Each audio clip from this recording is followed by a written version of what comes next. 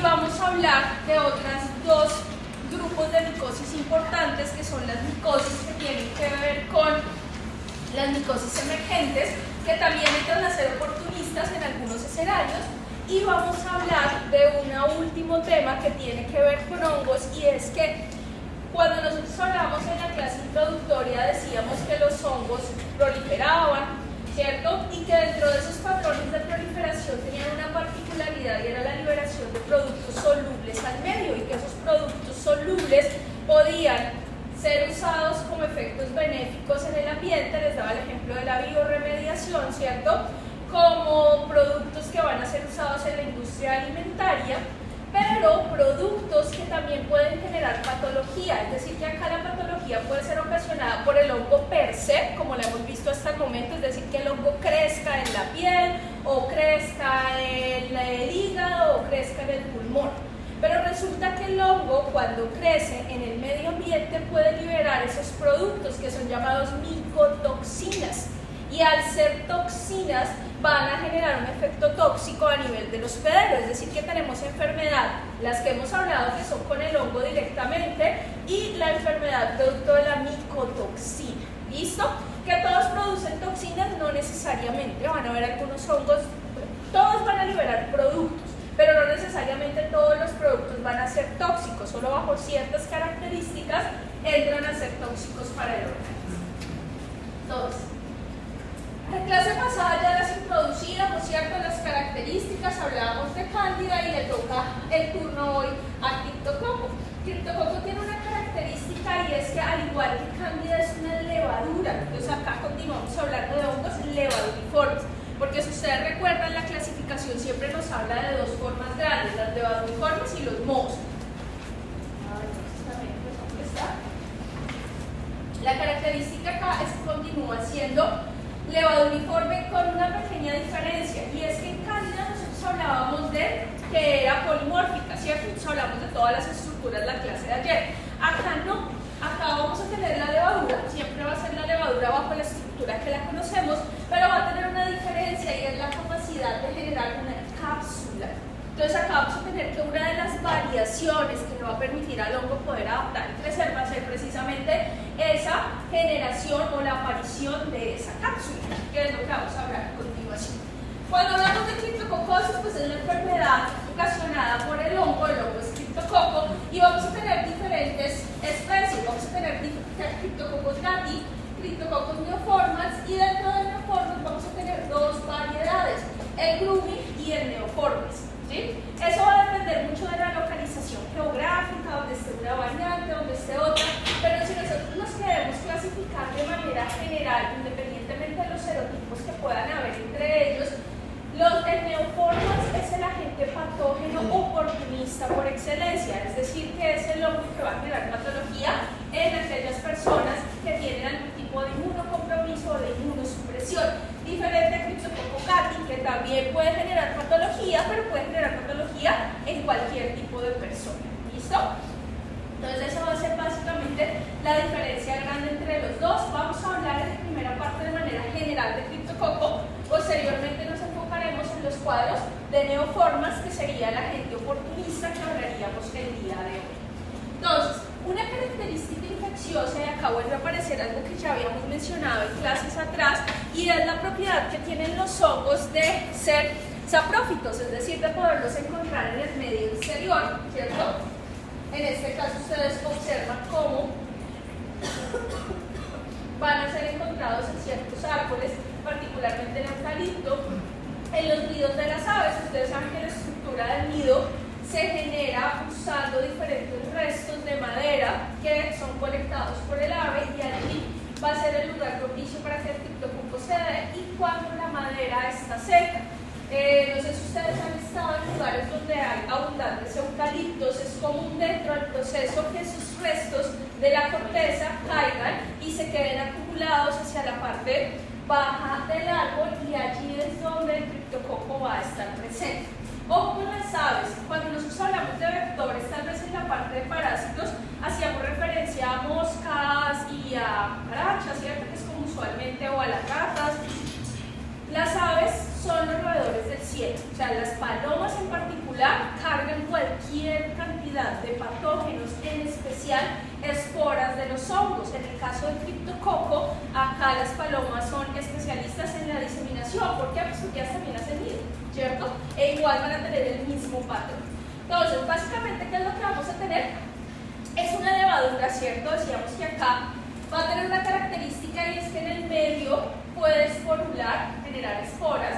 Tanto la levadura como las esporas van a salir por procesos de aerosolización, ¿cierto? Cuando hay disminución en la humedad, sufren el proceso de secación, son liberadas, son movilizadas y van a ser ingresadas por vía aérea, es decir, que acá vamos a estar respirando continuamente de esa forma infectante, sea la espora o sea la levadura, y básicamente como ingresa por vía aérea, vamos a hablar de un cuadro consolidado principalmente a nivel pulmonar, que va a ser el principal lugar de llegada. Tiene una característica y es que si bien hay ese cuadro pulmonar inicial, es un cuadro que sintomáticamente no es claro, es decir, que el paciente no va a consolidar unos síntomas debido a la presencia del hongo. El hongo llega a pulmón, va a ser el primer sitio de localización, el primer sitio de proliferación, pero las manifestaciones no necesariamente se asocian con la característica de invasión en esta localización. Cuando uno habla de criptococosis y en especial en los pacientes con VIH, vamos a tener que hay una diseminación y vamos a tener meningitis por criptococo. ¿Por qué? Porque el hongo se va a diseminar, va a llegar al cerebro, va a generar la patología, pero no es el único lugar. Si ustedes observan, podemos tener diferentes localizaciones y por lo tanto el paciente puede desarrollar múltiples manifestaciones. La característica importante es que cuando el hongo llega al pulmón va a haber un cambio. El primer cambio es que la levadura va a aparecer la cápsula. Entonces observen cómo la levadura se encuentra claramente encapsulada y sumado a eso, dentro del desarrollo al interior del hospedero, la levadura puede generar estas células gigantes. Las células gigantes son la misma levadura, solo que ha crecido en cuanto al tamaño de su cuerpo, presenta la cápsula, pero el tamaño hace que la fagocitosis, ustedes recuerdan los mecanismos de fagocitosis que dependiendo del tamaño va a hacer el mecanismo en especial. En este caso, como el tamaño es tan grande, hace que no puedan ser fagocitadas. Entonces, dentro de los mecanismos de escape al reconocimiento está la aparición de la cápsula como primera instancia, pero adicional el crecimiento del cuerpo del parásito y la generación de estas células gigantes que van a evitar la fagocitosis. Entonces, básicamente, ¿qué es lo que tenemos? El hongo llega, se ubica en el pulmón. Resulta que el hongo tiene una característica y es que va a usar unos caballitos de Troya. Los caballitos de Troya van a ser las primeras células en llegar al pulmón y en reconocer al hongo. Esas células van a ser los monocitos, ¿cierto? Todas las células fagocíticas y eventualmente los neutrófilos. El hongo va a ingresar a estas células, el hongo no va a ser degradado por las vías clásicas de degradación al interior de esta célula, sino que se va a diseminar. ¿A dónde? A diferentes localizaciones, en particular al cerebro, donde hace paso de la barrera, ya sea por transitosis o a través de estas células que les mencionaba, y básicamente va a estar presente en el parénquima cerebral. Entonces, la distribución, les decía, es supremamente amplia. Cuando uno habla de criptococos, habla que está en todas las latitudes, que vamos a tener diferentes serotipos, el Rubin o la variante neoformas en el caso del criptococo neoformas, las dos igual de distribuidas, que la única que va a variar es la Gatti, donde básicamente va a estar presente ya sea en zonas subtropicales o principalmente en zonas tropicales, que entra a ser Colombia. Pero ya hablamos que estas dos diferencias grandes están establecidas por el tipo de patología, donde esta es la principalmente patogénica para el ser humano. En el caso de Colombia, este estudio muestra la distribución de criptococos neoformas versus criptococcus gatti. Acá no hablamos de casos o personas infectadas, sino como es un hongo que se encuentra en el medio ambiente, es la prevalencia en el medio. ¿En qué zonas se puede encontrar el criptococo? Ustedes ven que los nichos ecológicos van a estar desde el que es óptimo en color rojo y el que es potencial, es decir, donde aún no hay criptococo, pero por las características del hábitat puede estar presente, en verde y en como gris, las zonas donde definitivamente no hay criptococosis. En el caso de nosotros, pues resulta que estamos en toda la intensidad de color. ¿Sí? Hace un tiempo, fue un grupo de la Universidad del Valle, ellos bucearon acá y efectivamente encontraron, sobre todo en estos arbolitos, en los pomorrosos, ahí tiende a haber alta concentración de criptococo y obviamente en estos arbolitos se generan los nidos de los pájaros y obviamente ahí viene la diseminación del criptococo. Es más, hay personas que consumen los frutos de estos arbolitos y pues obviamente la mayoría sin lavarlos van pasando por la calle, lo cogen y lo comieron. Recuerden que todo hay que lavarlo, ¿no?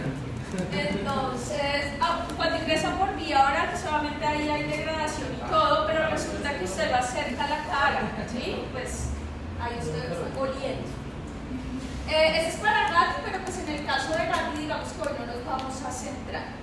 La vez pasada les hablaba sobre todo de ciertos nichos que se han encontrado y tienen que hablar con ciertos tipos de reservorios que son los murciélagos. Los murciélagos en una cueva que hay hacia Baicol y en Santander, las muestras de materia fecal que se han encontrado de los murciélagos son supremamente enriquecidas en criptococo. Ahora, el murciélago es una de esas especies que uno no entiende cómo funciona porque no se enferma. O sea, porta la mayoría de virus, porta la mayoría de patógenos, pero nunca se enferma, similar al armadillo y a todos los de esta familia del que vino el SARS-CoV-2, entre muchos otros, ¿no? Que no se enferma, pero pues los están sirviendo como reservorios. Esa es la distribución ya con respecto a la prevalencia puntualmente de Cryptococcus neoformans. Entonces ustedes observan los departamentos que están en un color más intenso, es decir, en el gris son aquellos donde se ha reportado, donde se estudiaron y se encontraron la presencia del hongo. Observen en el Huila, principalmente en Neiva, que fue donde se concentró este estudio, y básicamente lo que encontraron durante el periodo de muestra fue la presencia de Cryptococcus neoformans, y observen dónde las encuentran, en las heces de las aves, principalmente las palomas, frutas, lo que les hablaba de estas frutas de los pomorrosos, entre muchas otras cosas que pueden estar favoreciendo que estén allí presentes. Son las muestras en el ambiente, acá no estamos hablando de personas que tienen criptococosis, nada, simplemente mostrarles que sí hay criptococo en la región. Entonces, decíamos que era una levadura, es una levadura que presenta una cápsula. Si ustedes observan las tinciones de abajo, tal vez son las más claras porque son tinciones de tinta china. La tinta china es un colorante que se emplea precisamente para hacer visible la cápsula. La tinta china no puede penetrar la cápsula, ese es el principio. Entonces la tinta china va a penetrar todo a excepción de lo que esté encapsulado. Entonces observen cómo este es el cuerpo de la levadura y el halo que está en la periferia es la cápsula, y por lo tanto la tinta china no puede ingresar. Estas son levaduras que están en quemación, ¿cierto? Aquí claramente está la cápsula, al igual que acá. Vamos a tener que siempre la cápsula va a ser notoria. En este tipo de tinciones observen cómo la tinción tiñe el cuerpo de la levadura, por lo tanto puede penetrar la cápsula, y lo que nos está mostrando es la parte interna de las levaduras. Esas se usan sobre todo cuando se hacen preparaciones, es decir, cuando ya hay histopatología y toda la, digamos que la indumentaria necesaria para poder penetrar la cápsula con diferentes reactivos, igual que las de allá. Es facultativo intracelular, por eso vemos acá la célula y la levadura eventualmente presente dentro de las células. Entonces, es una levadura y normalmente va a ser la replicación por gemación, que es lo que ustedes ven en la parte superior. Una levadura va a generar nuevo citoplasma, posteriormente divide el DNA y tenemos dos nuevas levaduras. ¿Listo? Pero resulta que dependiendo de diferentes condiciones, en particular cuando la levadura se encuentra en el medio exterior, que sabemos que no es saprófico, vamos a encontrar que puede generar este tipo de estructuras, y es que puede generar esporas. Entonces, ¿qué vamos a tener? Dos levaduras, como si se formaran los cigotos. Vamos a tener que se fusionan y van a dar origen al cuerpo, ¿cierto? Al esporangióforo, y acá la generación de las esporas por meiosis. Estos procesos hacen que diferentes variables de la levadura se puedan fusionar. Entonces pensemos que de neoformas decíamos que teníamos dos tipos de variables, ¿cierto? Entonces la variable 1 y la variable 2, sin entrar a hablar de los serotipos y toda la característica. ¿Sigue siendo la misma levadura? Sí. ¿Qué va a variar? La presencia de unos genes en una, la presencia de otros genes en otro. Cuando se fusionan y por meiosis generan estas esporas, observen cómo las esporas van a tener patrones correspondientes a los progenitores, en este caso rojo y azul. Entonces una espora va a ser roja, otra espora azul, y eso va a dar la variabilidad que hace o que le va a dar mayor capacidad infectiva al hongo, es decir, que es un mecanismo de adaptación que favorece la variabilidad génica intrínseca del hongo y que viene de la mano con la expresión de factores de virulencia que van a favorecer la infección en el hospedero. Les decía que adicional la levadura puede surtir otro proceso, en especial cuando está en el hospedero, y es que vamos a tener que una vez llega la espora, es decir, que inhalamos la espora, esta fue la espora que salió de acá, se inhala la espora, al interior del cuerpo por la temperatura se va a generar el cuerpo de la levadura clásica que conocemos, ¿cierto? Pero resulta que ahí es donde va a venir el cambio que ocurre y que viene de la mano con el poder infeccioso del hongo, y es la aparición de la cápsula. ¿Listo? Y la variación en tamaño, células normales y las células gigantes que se pueden encontrar, que ya les mencionaba, que es uno de los mecanismos de evasión que tiene el hongo, la aparición de la cápsula y el cambio del tamaño. ¿De qué depende una cosa de la otra? No es claro, hay diferentes. Lo principal es la llegada y la temperatura corporal que hace que la espora automáticamente del cuerpo levaduriforme, y sumado a eso aparece la cápsula. Entonces, en el ambiente, ¿cómo lo vamos a encontrar? La forma filamentosa, ¿cierto?, que da origen a las esporas, y la forma levaduriforme, porque las dos primeras son estructuras que encontramos en el medio exterior, y a nivel del hospedero lo que vamos a tener es el cambio, ¿no? El paso de esporas a levaduras, a los cuerpos gemantes, la presencia de la cápsula y el tamaño variable. Esas van a ser como las formas claras que podemos diferenciar entre la presencia del medio exterior y la presencia del hongo a nivel del hospedero. Como es un hongo que tiene una cápsula, necesariamente primero va a tener la membrana, la pared que ya hemos hablado en repetidas oportunidades de los hongos, ¿cierto? En este caso va a tener el core de quitina, que es el que ustedes ven acá adyacente a la membrana plasmática. En este caso va a ser supremamente más rígido, porque además de quitina va a tener quitosal, que son estas estructuras como circulitos que vemos acá azules, y sumado a eso viene la melanina y aparece la capa de polisacáridos de la pared, que en este caso es el clásico beta-glucano. Adicional aparece el glucorosino malagalactano y la parte de la cápsula, que es lo que ustedes ven acá en rosadito, que sería lo que aparece el GXM, que diferente al verde no va a tener el galactano en la última parte de la cadena. ¿Sí? Recuerden que esos nombres son las repeticiones de los azúcares que componen la cadena. Entonces, si tiene ácido glucurónico, silosa, si tiene banano, si tiene galactano. Entonces, dependiendo de la repetición, por eso reciben el nombre. Cada uno de los puntos son las repeticiones del azúcar a lo largo de la cadena. Estas proteínas son proteínas, en particular el beta-glucano. Si ustedes recuerdan, en todas las presentaciones hemos hablado que es uno de los principales antígenos de reconocimiento, pero observen cómo acá el beta-glucano queda completamente dentro de estos otros componentes que hacen precisamente la presencia de esa cápsula, que no haya reconocimiento del componente de pared, que es el clásico involucrado, que lo veríamos ayer en los PAPs, ¿se acuerdan? Que lo reconocí. Entonces, tenemos que viene del ambiente las esporas. Esas esporas llegan, van a entrar al hospedero. Decíamos que como ingresan por vía aérea, el órgano al que van a llegar es el pulmón. Allí llegan las esporitas. Esas esporas no se van a mantener como esporas, ya veíamos en la parte anterior, van a hacer el cambio, es decir, que van a pasar al cuerpo de la levadura. Y lo que vamos a tener es la llegada de las esporas, empieza a haber fagocitosis, ¿cierto?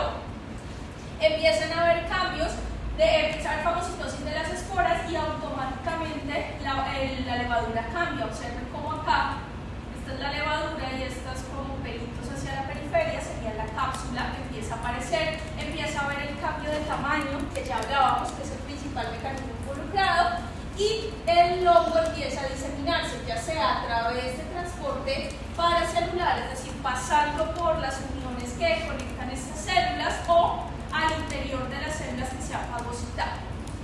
Cuando las esporas llegan, las esporas son fagocitadas, la espora como tal. Esa espora que es fagocitada dentro de la célula fagocítica puede hacer cambio a levadura. Claro, porque decíamos, llega la espora y la espora automáticamente se convierte en levadura. La levadura adquiere la cápsula y adicional cambia de tamaño, ¿cierto? Pero van a haber algunas esporas que al momento de llegar son automáticamente fagocitadas. En ese caso, dentro del monocito, del macrófago, de la célula fagocítica, se va a dar ese cambio. Por lo tanto, no se va a completar el proceso de degradación del producto que ha sido fagocitado, va a haber un bloqueo de las reacciones oxidativas y lo que vamos a tener es que el hongo va a quedarse viviendo al interior de esas células fagocíticas y va a poderse diseminar. ¿A dónde se va a diseminar? Pues ya decimos que preferentemente el sistema nervioso central, pero pues no es la única localización. Va a ocurrir exactamente lo mismo, llega en las células o llega libre en el medio, hace paso de la barrera y lo vamos a encontrar en el tejido del cerebro. ¿Listo? Entonces, acá las dos principales es la inmunomodulación. Tiene una característica y es que, y eso lo veíamos en la clase pasada de Cándida, y es que ellos empiezan a perder como ciertas porciones en la clase pasada de la pared y en este caso de la cápsula, empiezan a liberar y eso confunde. Piensen que la célula grande está entrando, la célula es difícil de reconocer toda la superficie y resulta que el fagocito o la célula tiene dos escenarios, una célula gigantesca que es difícil encontrar cómo reconocerla y antígenos solubles, que son estos pequeños fragmentos de pared o de cápsula en este caso, y por lo tanto la célula va a optar por ese reconocimiento de esos pequeños fragmentos. ¿Por qué? Porque la célula grande tiene que ingresarla, degradarla, procesarla para poder tener los antígenos. Acá no, esos antígenos están llegando y esos antígenos polisacarídicos son los que van a estar inmunomodulando todo el ambiente. ¿Listo? Entonces, este es el criptococo, la cápsula grande nos la muestra. Característica es que puede liberar diferentes productos al medio, ya hablamos de manera general, en especial melanina y mannitol, y esos son los que se van a encargar de bloquear la principal respuesta que es mediada por el superóxido y todos los agentes oxidantes. Recuerden que acá estamos hablando que es un hongo que se va a encontrar al interior de las células fagocíticas, y las células fagocíticas, digamos que su mecanismo de defensa es a través de especies reactivas de oxígeno o cualquier producto de oxidación poder atacar. Tanto la melanina como el mannitol lo que van a favorecer es que estos no puedan funcionar. Y no solo los agentes propios de las células, sino también los fármacos antifúngicos, en algunos casos la melanina se encarga de degradarlos cuando están ingresados. Obviamente la cápsula va a servir para evadir, la cápsula no es reconocida ni por anticuerpos neutralizantes ni por citocinas. La fagocitosis se evade, les decía, que por el cambio de tamaño, ¿cierto? Cuando las células están pequeñas son fagocitadas, cuando la levadura no quiere que la fagocite, sencillamente cambia de tamaño y se convierte en esta célula gigantesca, ¿sí? Y puede sobrevivir al interior del macrófago, que era lo que les hablaba en la parte anterior, que muchas veces la espora se fagocita, la espora sobrevive y resulta que después de un tiempo lo que vamos a tener es que la espora al interior da origen a la levadura porque puede sobrevivir dentro de la célula fagocítica.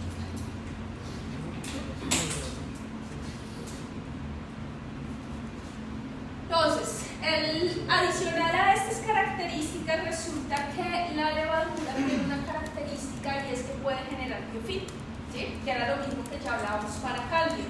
El hecho de la aparición del biofilm viene con la característica de resistir a la presión externa. Yo les decía que el biofilm son capas y capas, y eso lo veíamos en la clase anterior, y la idea es que las células que quedan al interior de esa capa no van a estar expuestas a la presión del medio, por lo tanto sobreviven y son las que se van a encargar de generar las cepas o van a permitir la expresión de los mecanismos de virulencia. Es decir, que si lo ponemos en ese contexto, es más agresivo una célula que queda al interior del biofil que una célula que queda a la periferia del biofil, porque la periferia del biofil es donde está siendo atacada. Además de esto, el criptococo, cuando ingresa a la célula fagocítica, puede entrar a dormancia, es decir, que podemos tener células fagocíticas que se infectan cuando el hongo llega al pulmón, queda al interior del pulmón, ya decíamos que va de la degradación del lisosoma, es decir, se queda viviendo dentro de esa vacuola al interior del cuerpo de la célula fagocítica y va a haber detención del ciclo celular, es decir, que el hongo no se va a dividir, el macrófago no lo va a atacar, pero el hongo no va a morir tampoco, el hongo va a estar viviendo al interior de ese macrófago. Eso puede ocurrir en cualquiera de nosotros, es decir, que de un momento a otro estemos en una zona de eucalipto o lo que sea, aspiramos las esporas, esas esporas se quedan ahí, entran en dormancia. Con el pasar del tiempo, si hay algún fenómeno de inmunosupresión transitorio, ¿cierto? O que se establezca como tal una inmunodeficiencia, pues vamos a tener la activación de la enfermedad. ¿Listo?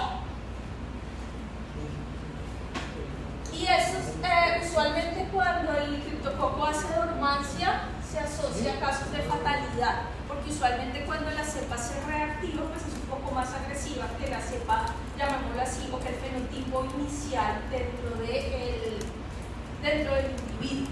Entonces, ¿qué es lo que vamos a tener? Decíamos que la llegada es por pulmón, por lo tanto vamos a tener los síntomas respiratorios. Dentro de los síntomas respiratorios les decía que no hay como tal una consolidación clara, es una tos, pero es un cuadro que es transitorio, porque acá la característica del criptococo no es quedarse el pulmón es el primer órgano, es donde el hongo va a llegar, va a invadir, ¿cierto? Y se va a diseminar, pero el órgano donde como tal se va a establecer es a nivel del cerebro, y ahí es donde vamos a tener la patología, por eso hablamos de la meningitis por criptococo.